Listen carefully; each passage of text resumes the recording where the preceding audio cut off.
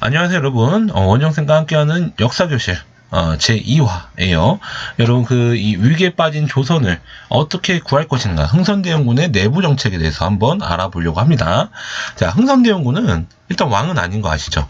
1863년에 자신의 아들, 둘째 아들인 12세였던 이재왕을 왕위에 올려요. 이 사람이 고종이야. 그러니까 순조, 헌종, 철종. 이 철종 이후에 후사가 없어가지고 이 제왕을 양자로 들이게 함으로써 왕으로 즉위시킨 거야. 근데 당시에 12살밖에 안 되니까 많이 어리니까 정치를 제대로 할 수가 없겠죠. 그래서 아버지인 본인이 정치를 좀 대신해줬다. 그래서 좀 유명해진 사람이에요.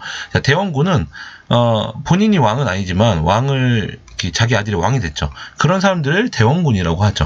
자, 보시면 중요한 건 흥선대원군이 어떤 정책을 했는지를 여러분이 아셔야 되는데, 일단은 당시 백성들이 살기가 너무 어렵잖아. 그래서 그거를 좀 개선시키기 위해서 일단은 삼정의 문란을 개혁하려고 해요. 일단 토지 조사를 실시함으로써 그동안 이 소유 관계가 막 바뀌거나 또는 토지 자체가 바뀔 수도 있잖아요. 그래서 이걸 실시함으로써 그동안 부당하게 세금을 내고 있던 사람들을 좀 구제해 주고요. 그 다음에 군정은 호포제. 그러니까 뭐냐면 군정은 원래 사람마다 부과했던 세금이에요. 근데 문제는 이게 양반에 또 포함되지 않아. 그러니까 많은 백성들이 힘들었던 거야. 근데 호포제는 이제 이 군포 부과의 기준을 집으로 해요, 집. 그러면서 양반도 그 부과 대상으로 포함시키죠. 양반의 집도. 그렇게 되니까 이제 그걸 부담하는 계층이 늘어나죠. 늘어나니까 기존에 본인들이 이렇게 내고 있던 양인들의 부담은 많이 줄어들 수밖에 없는 굉장히 개혁적인 정책이었고, 그다음에 황곡은 국가에서 곡식을 빌려주는 거였잖아요. 근데 문제는 뭐냐면 중간에 이 탄가놀이들이 그걸 막 중간에 빼돌린다는 게 문제였잖아요. 그렇죠? 그래서 그냥 국가에서는 여기서 손을 떼겠다. 그래서 마을에서 창고를 알아서 관리해라. 마을에서 덕망 있는 사람을 뽑아가지고 너희가 알아서 관리를 하라. 이렇게 하는 거죠. 이렇게 개혁하려고 했다는 거. 그 다음에 서원 정리. 이건 뭐냐면 여러 서원이라는 게 양반들의 어떤 교육기관인 건 아실 거예요. 근데 이게 약간 특혜가 많았어. 세금도 안 내고요. 토지를 또 국가에서 받고, 이런 여러 가지 문제가 있는데, 조선 후기에는 이 서원이 굉장히 많이 늘어나요. 그러면서 이제 국가에 부담이 될 수밖에 없죠. 백성들도 부담이야. 왜냐면 거기 있는 땅을 빌려서 쓰면 이 서원에 있는 나쁜 양반들이 그걸 착취했거든요. 그래서 이 서원을 정말 필요한 서원 외에는 흥선대원군을 다 제거해버리는 그런 정책을 했다는 거 아시면 되고요. 그 다음에 제일 중요한 왕권 강화. 자신의 아들이 나중에 실질적으로 통치하기 위해서는 왕권이 있어야 되잖아.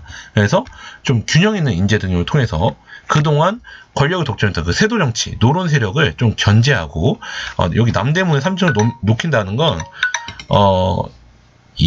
남인들, 그동안 정권에 소외됐던 남인들을 등용하겠다는 거죠, 여러분.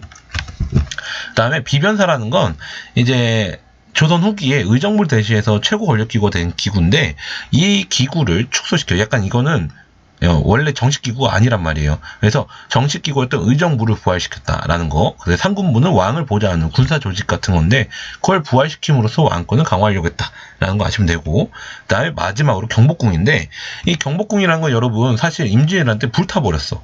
근데 왕의 핵심 궁전이 불타버리니까 당연히 왕권의 상징적인 그게 없으니까 왕권 약화가 좀 될 수도 있겠다라는 생각을 했겠죠. 그래서 이 흥선대원군은 그 상징적인 권위를 높이기 위해서 경복궁을 다시 짓는다. 근데 문제는 뭐냐면 당시에 국가에 돈이 없다는 거죠. 그래서 경복궁을 다시 짓기 위해서는 돈이 필요하다. 그래서 국가에서 갑자기 돈을 하나 찍어내. 그게 바로 당백전이에요.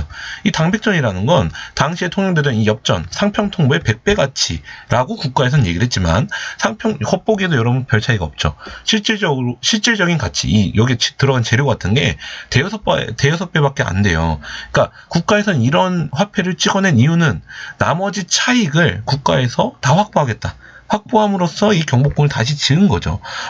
근데 문제는 뭐냐면 많은 백성들은 국가에서 하라고 하니까 일단 당백전을 활용하긴 하지만 당백전의 가치를 인정하지 않는단 말이야. 그러니까 이걸 잘 안 써. 그 화폐 가치가 점점 인정받지 못하겠죠. 반면에 그럼 물가는 어떻게 된다? 물가가 점점 올라간다. 이런 문제가 생긴다는 거 여러분 아시면 되고, 여기 지워져서 안 보이지만 이런 화폐를 발행한 한편으로 많은 사람들한테 기부금을 받는데 그걸 원해서 납부한다 해서 원납전이라고 해요. 근데 나중에 가면 이 기부금을 안 낸 사람도 많잖아. 그러니까 강제로 막 걷는단 말이야. 그래서 사람들이 원망하면서 납부한다라고 의미를 막 바꾸죠. 그래서 원납전 이렇게 걷기도 해요. 그래서 흥선대원군은 내부적으로 이러한 개혁 정책을 했다는 걸 여러분이 아시면 됩니다. 일단 오늘은 여기까지 하겠습니다.